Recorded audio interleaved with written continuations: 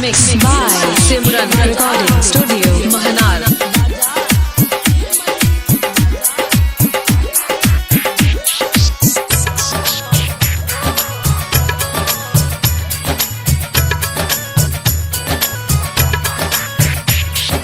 प्यारी ये बहिनिया बनी है दुल्हनिया,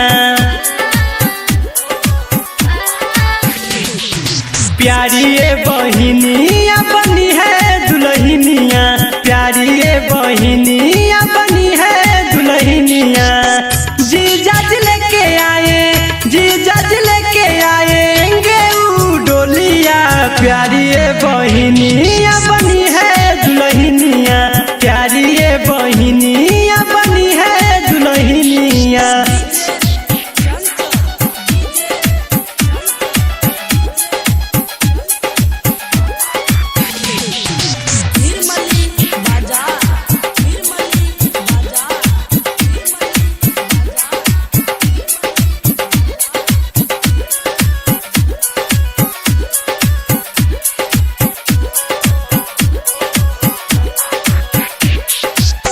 तुझे कोई सताए तो उसको सताऊंगा, भैया हूँ तेरा बहन फर्ज निभाऊंगा।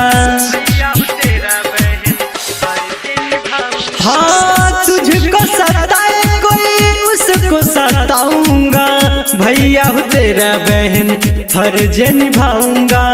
ससुराल जाके तू, ससुराल जाके तू मुझे न भुलाना, प्यारी ये बहिनिया बनी है दुल्हनिया, प्यारी ये बहिनिया बनी है दुल्हनिया।